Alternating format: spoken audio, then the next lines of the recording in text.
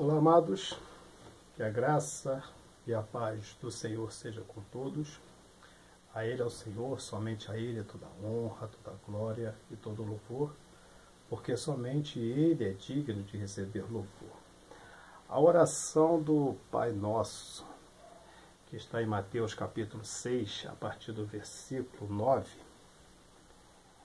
ela é uma oração extremamente complexa, como se fosse uma célula reprodutora de DNA. Tem muito mistério numa oração tão pequena. Vou contar até aqui, ó, tem 1, 2, 3, 4, 5 versículos, bem pequenininho. E ela nos traz profundezas grandes, assim, coisas, sei lá, às vezes nem é necessário que nós sabemos, apenas cremos e obedecemos, porque é como às vezes tomamos remédio, não sabemos nem o que é o remédio, mas o médico diz que é bom, então nós tomamos e ficamos bom assim também, é a palavra de Deus. E pessoas perguntam se ela é suficiente para o dia a dia, se precisa de mais oração ou só o Pai Nosso é suficiente. Ela é uma oração suficiente, eu acredito que sim, mas você deve expor coisas do seu coração para Deus em oração. Coisas que não estão aqui. Aqui ela é um resumo definitivo de como devemos orar, das coisas que devemos pedir, como devemos adorar, como devemos glorificar Deus, reconhecer o seu poder, entendeu? Como devemos, o que devemos fazer para receber, está tudo nessa oração. Uma coisa fora de sério. Claro, quem ensinou? O mestre da palavra, o homem que tinha o domínio sobre a palavra, porque ele mesmo é a palavra, João capítulo 1, o verbo que se fez carne. O verbo que era Deus e que se fez carne, que está um pouquinho mais adiante de João capítulo 1. Então a oração de Jesus, ela começa, a oração que Jesus ensina, ela começa assim: Pai nosso que estás no céu. Primeiro reconhece que Ele é Pai. O Pai numa família. Claro que a mídia ela tenta tirar essa imagem do pai, mas o pai ele é o maior da família. Ele é o cabeça da família. E ele é o maior dentro da família. Claro que a mãe tem as suas propriedades, as suas excelências, as suas atividades, ela tem todas essas coisas. A mãe, claro que é importantíssimo, mas a Bíblia coloca um homem como pai na família, porque ele tem uma responsabilidade maior de trazer recursos, de resolver problemas graves dentro da família. Claro que a mídia retorceu isso, claro, e a sociedade em si, ela deu uma mudada, e essas coisas hoje ela não tem mais tanta, a figura do pai, da mãe, hoje para a sociedade não tem mais tanta importância. Mas na época, por isso que a oração foi feita, na época o pai ele era fundamental na família. É ele que mandava, ele que desmandava, papapá, mas a mídia conseguiu fazer isso. Ah, mas o pai é um carrasco? Não, nada disso. Nenhuma mulher daquela época reclamava de um pai exemplar da época. Nenhuma mulher reclamava. Nenhuma. Hoje as mulheres feministas, tem um monte de feminista aí, aquele negócio todo, que quer fazer essas graças aí, vai querer retorcer. Porque se você vê tudo que está na Bíblia, tudo que está errado que a mídia promove, é porque a Bíblia é contrário. Pode qualquer coisa, pode vir aí. É isso, é a família. É a juventude que nós não podemos reprimir a juventude. A Bíblia é contra a juventude rebelde. Está aí no que dá. É o homossexualismo. Devemos odiar gay? Não, o cara tem direito de ser o que ele quiser ser. Mas a mídia coloca de um jeito que nós somos homofóbicos, só porque somos contra. E eles vão e trazem isso para cá. E tudo que você imaginar é o que está aí. A defesa que eles fazem por crime, entendeu? O criminoso ele tem mais privilégio do que a pessoa que está direitinho dentro da sociedade. E a Bíblia é contra tudo isso. Entendeu? Ou então, a figura do pai, a mídia ela tem ela tem muita influência nessa distorção. Mas tudo bem, mas aqui Cristo reconhece Deus como Pai, ou seja, o Pai daquela época, da época que foi escrito, né? Essa oração da época que Cristo esteve com nós, e ele nos faz a comparação do Pai que está no céu, porque ele é o provedor de todas as coisas. Mas enquanto as pessoas dizem, todos nós somos filhos de Deus, isso é verdade? Claro que não. Somos todos criados por ele, criaturas de Deus. Não somos fruto do acaso, somos todos criados por Deus. Mas filhos de Deus são aqueles que fazem a vontade de Deus. Jesus mesmo disse, os filhos de Deus são aqueles que fazem a vontade do meu Pai que está no céu. Se não faz a vontade do Pai que está no céu, que está na palavra de Deus, que é a Bíblia, então não é filho de Deus. Ah, mas se não é filho de Deus, eu não tenho outra opção para te dizer. Se alguém não é filho de Deus, automaticamente é filho de Satanás. Não tem como ficar neutro. Ou é de Deus ou é de Satanás. Não tem como ficar neutro.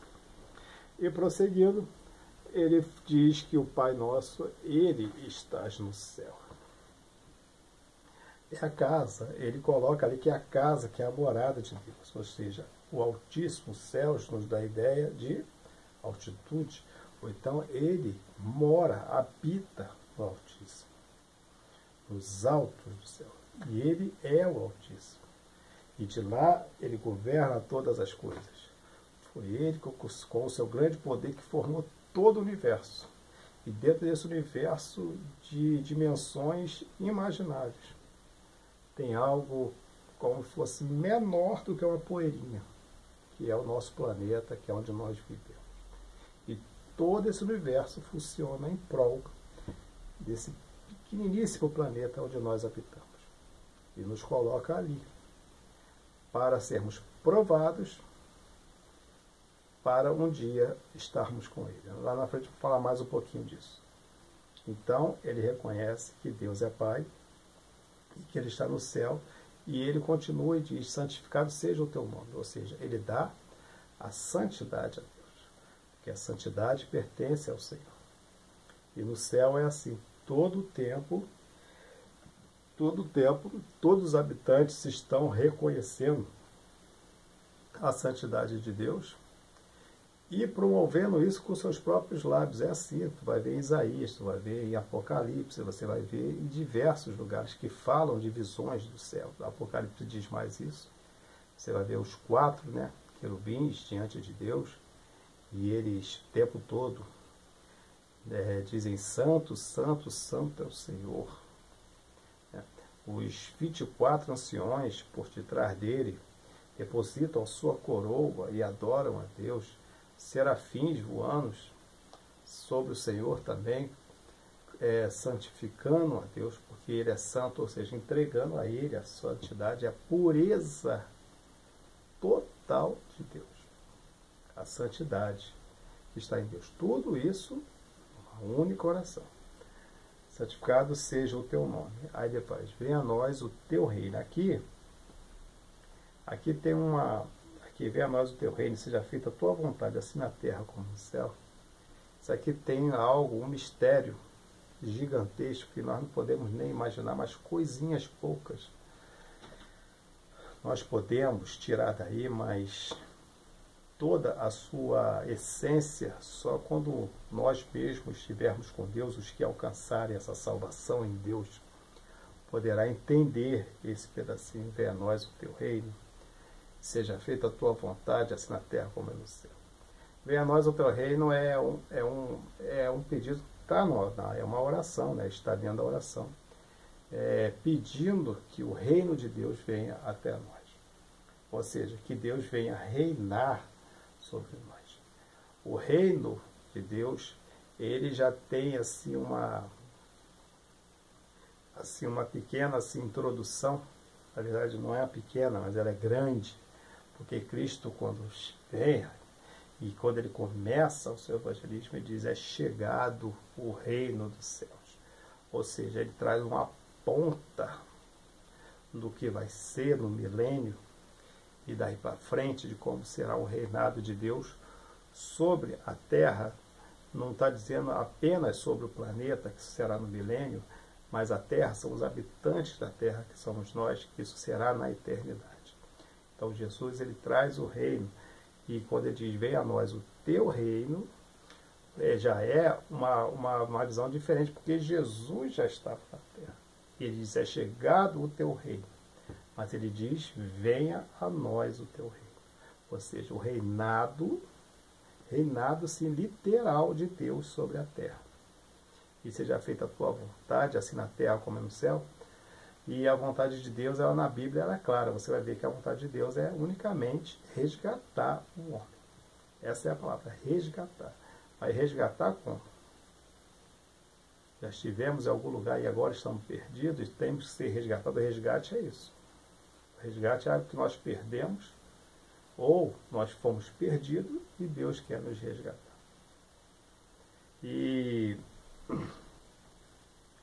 aí nós temos um grande vilão que nos tirou de uma comunhão pura com Deus. Por isso ele diz, seja feita a tua vontade, a vontade de Deus em nos resgatar, é nos levar de volta para Ele. Porque o grande vilão da nossa vida é ele mesmo, é Satanás. Ele, nos céus, ele conseguiu tirar 1/3 dos anjos da presença de Deus, e ele junto veio com eles. Porque Satanás foi criado um ser fantástico. Você vai ver lá em Ezequiel 38, se eu não me engano, que a Bíblia vai falar dele, usando assim uma analogia, assim, uma comparação com o rei da Pérsia. Ele vai dizer como ele foi formado, como ele foi grande, como ele foi, entendeu? Feito de grandezas, como Deus o encheu de glória. E ele, abaixo da Trindade, eu acredito ele era o maior do reino dos céus. E ele se encheu tanto, houve tanta soberba em Satanás, que ele achou que podia tomar o lugar de Deus. E ele começa a recrutar anjos para formar um exército para lutar contra Deus. Ele conseguiu 1/3, mesmo se ele conseguisse todos os anjos, ele não ia conseguir tirar o poder, não ia conseguir tirar o trono de Deus, porque o poder de Deus, ele vai além do que nós podemos imaginar e do que ele mesmo, lá no reino dos céus, podia imaginar. Ele achou que Deus fosse um ser fácil de ser dominado, mas ele quebrou a cara. E como ele fez lá, porque eu acredito que esse recrutamento de Satanás para formar esse exército contra Deus não foi de uma hora para outra. Isso levou tempo. E Deus, ele conhece os corações, ele conhece os pensamentos. Entendeu? Corações aqui que a gente fala é pensamento. E ele conhece todas as obras de homens, de seres no planeta, no universo inteiro. E ele, claro, sabia que Satanás estava fazendo isso. E eu acredito que foi dada oportunidade a Satanás para ele desistir disso. A esses anjos que ele conseguiu convocar, foi dada oportunidade para eles deixarem essa ideia louca de tomar o trono de Deus. Mas eles persistiram no erro e foram expulsos. E a vontade de Deus lá foi que esses anjos deixassem essa ideia. Mas eles não deixaram e perderam definitivamente a salvação. E não tem mais esperança para eles. E eu acredito, eu tenho aqui um vídeo aqui sobre anjos encarnados, está aqui no YouTube. Fala mais assim um pouquinho detalhado a respeito sobre isso. Eu acredito que nós habitávamos nos céus. Nós aqui, todos os habitantes da Terra, os que viveram, os que vivem, os que ainda vão viver aqui na Terra, eram seres que viviam nos céus. E por algum motivo, nós acabamos errando contra Deus. Mas para nós ainda foi dado oportunidade. Então Deus cria o universo e coloca o nosso planeta aqui. E nos traz aqui, ó, um após o outro, para cá.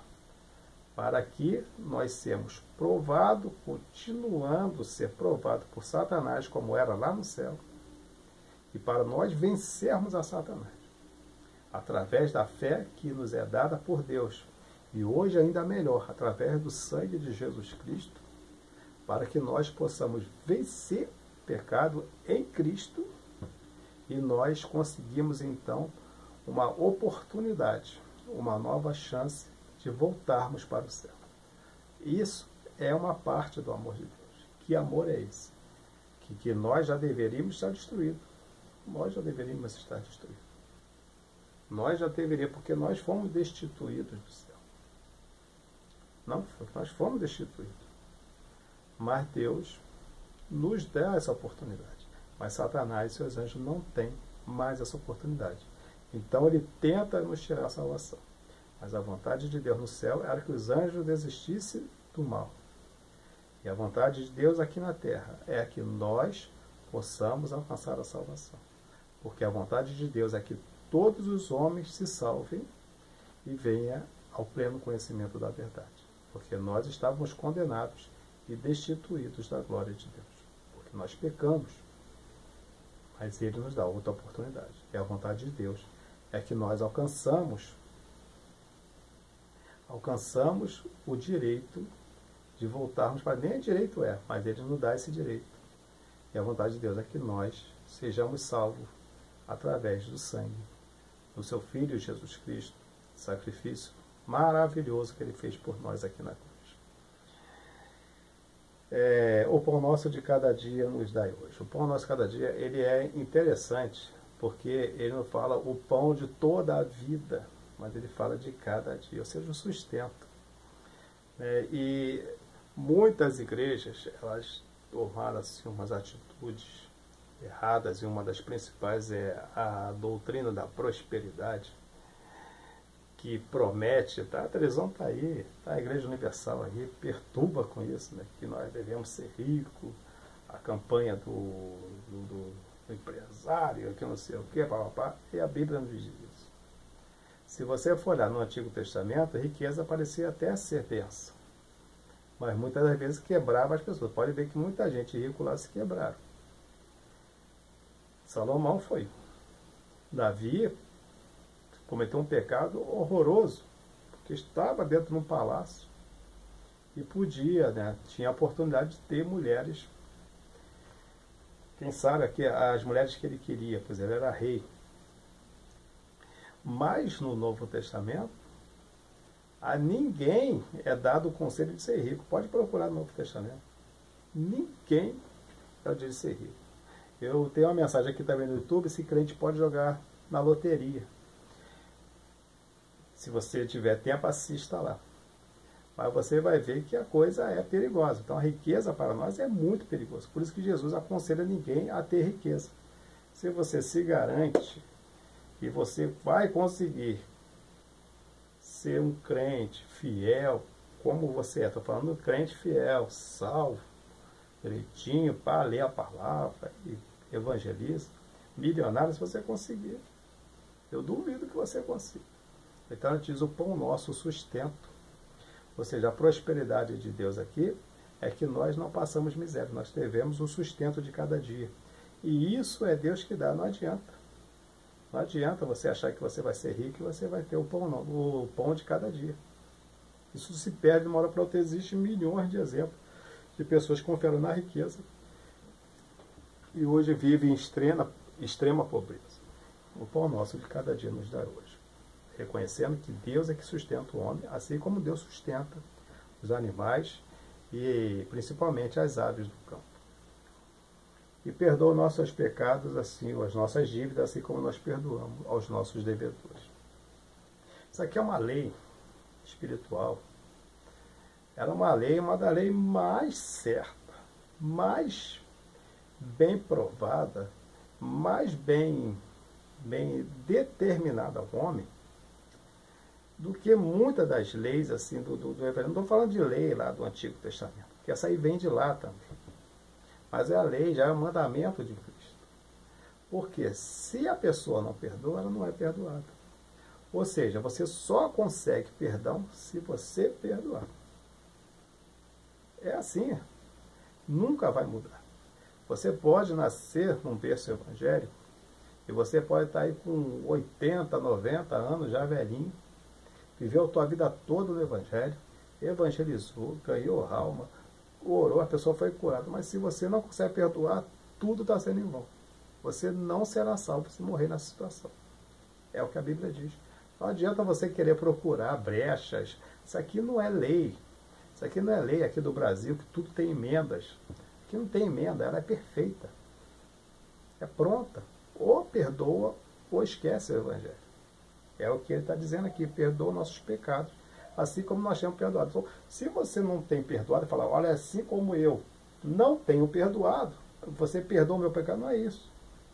Ou seja, se eu tenho perdoado, então me perdoa como assim, eu perdoei o meu irmão, o Senhor também me perdoa, é isso que ele está dizendo. Mas se não perdoa, não tem nem o que falar nada com Deus. E fim de papo. Perdoa a nossa dívida e não nos conduza à tentação. Mas aqui é uma versão coisa, uma versão, nem sei que versão é essa, deve ser essa versão, ela deve ser, não sei se é da nova versão internacional, não sei. Mas nas outras é a mesma coisa, entendeu? É a mesma coisa, só que ela é mais atualizada. Então, outras dizem, não nos deixe cair em tentação. Aqui está, não nos conduza, é a mesma coisa. Então, não deixar cair em tentação, por quê? Porque a tentação, ela é a principal, a tentação, ela é o principal foco de um começo, de um desvio de conduta espiritual do crente. É o começo. É na tentação que o crente começa a se desviar do Evangelho. É na tentação que ele começa uma vida de pecado.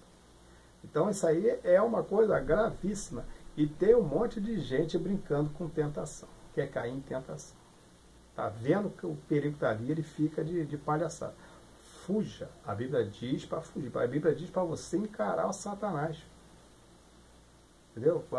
Você pode encarar Satanás. Mas a Bíblia diz que para você fugir de você mesmo, fugir de você mesmo, porque nós somos os nossos maiores problemas. Nós somos os nossos maiores adversários na salvação.